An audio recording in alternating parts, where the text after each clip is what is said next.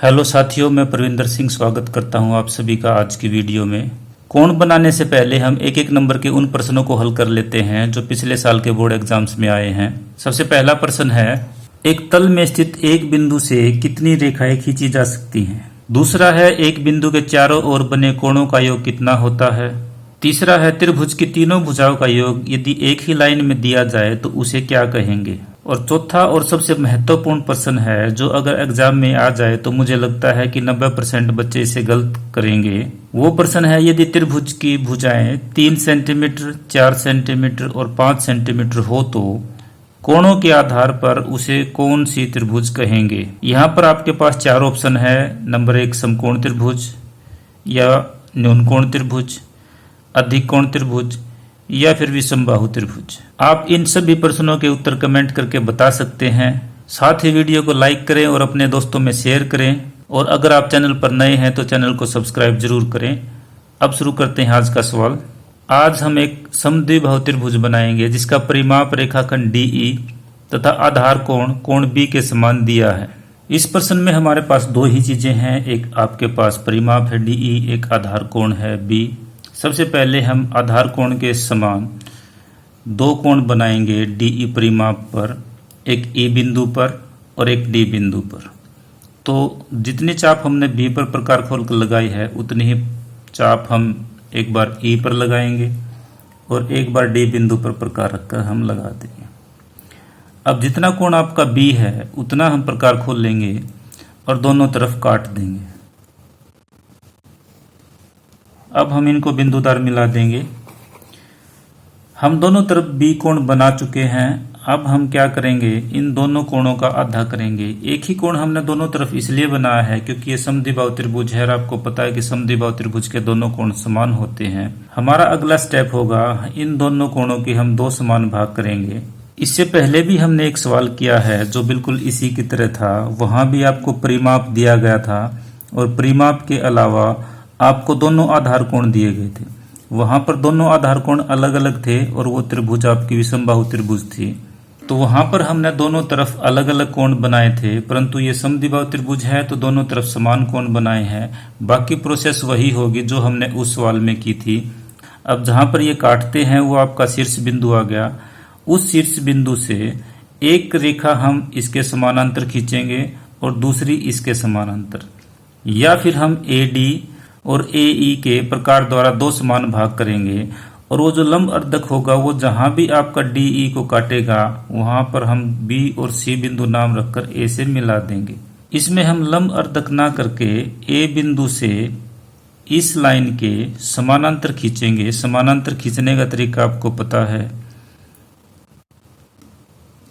यहां पर हम देखेंगे कि ये लाइन इसके समानांतर है, तो इस प्रकार से हम यहां से एक लाइन खींच देंगे। ये आपका C बिंदु आ जाएगा। इसी प्रकार हम दूसरी भी रेखा खींच देंगे। ये जहां काटते हैं वो B बिंदु आ जाएगा।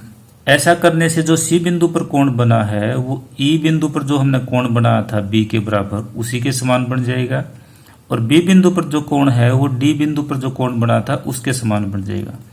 अब चूंकि ये दोनों कोण आपके B के समान थे तो ये जो कोण है ये भी आपके B के समान ही आ जाएंगे।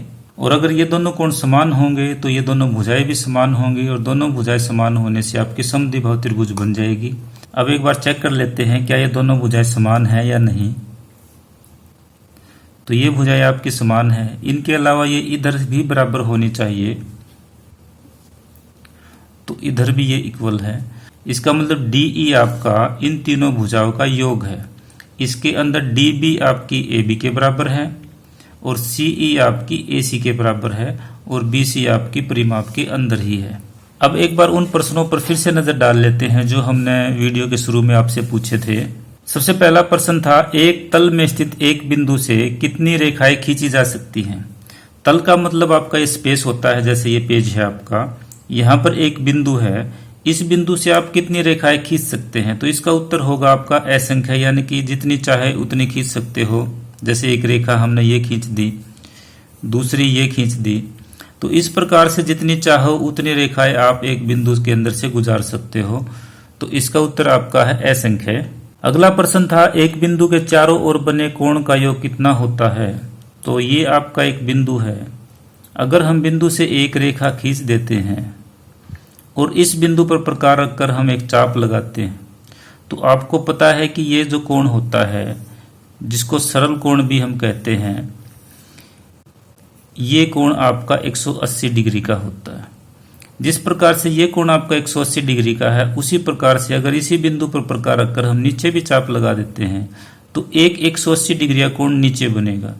यानी कि एक बिंदु के चारों ओर अगर हम बात करें तो 360 डिग्री का कोण बनेगा।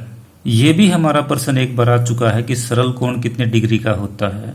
तो आप जानते हैं कि सरल रेखा एक सीधी रेखा होती है, तो सरल रेखा पर जो कोण बनता है उसी को हम सरल कोण कहते हैं। तो सरल कोण आप 180 डिग्री के कोण को बोलते हैं। अगला प्रश्न था त्रिभुज की तीनों भुजाओं का योग यदि एक ही लाइन में दिया जाए तो उसे क्या कहेंगे। तो इसका उत्तर आपको इसी प्रश्न के अंदर मिल जाएगा। DE आपकी तीनों भुजाएं हैं जो कि एक ही लाइन में दी गई है और DE आपको पता है कि यहाँ पर परिमाप कहा गया है इसको। तो इस प्रश्न का उत्तर है आपका परिमाप। और आज का सबसे महत्वपूर्ण प्रश्न था यदि त्रिभुज की तीनों भुजाएं 3 सेंटीमीटर, 4 सेंटीमीटर और 5 सेंटीमीटर है, कुछ इस प्रकार से मान लेते हैं ये 3 सेंटीमीटर है, ये 4 सेंटीमीटर है, ये 5 सेंटीमीटर, तो कोणों के आधार पर इस त्रिभुज का क्या नाम होगा। अगर आप इस प्रकार के त्रिभुज बनाओगे तो 5 सेंटीमीटर की जो भुजा है इसके सामने जो कोण बनेगा वो 90 डिग्री का कोण बनेगा। अब ये आपका कर्ण हो जाएगा, ये आपका समकोण हो जाएगा। तो इस आधार पर हम इस त्रिभुज को समकोण त्रिभुज कहेंगे।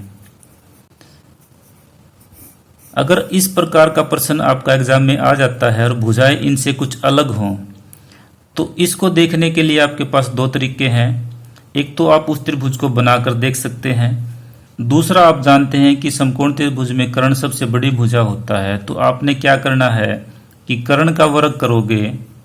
आपको पता है कि पाइथागोरस थ्योरम के अंदर कर्ण का वर्ग बराबर होता है आधार का वर्ग जमा में लंब का वर्ग। सबसे बड़ी भुजा का वर्ग अगर बाकी दोनों भुजाओं के वर्ग के योग के बराबर है तो वो आपकी समकोण त्रिभुज होगी। इस प्रकार से भी आप इसको देख सकते हैं। आज की वीडियो में इतना ही। अगली वीडियो में जल्द ही मिलेंगे। तब तक के लिए धन्यवाद।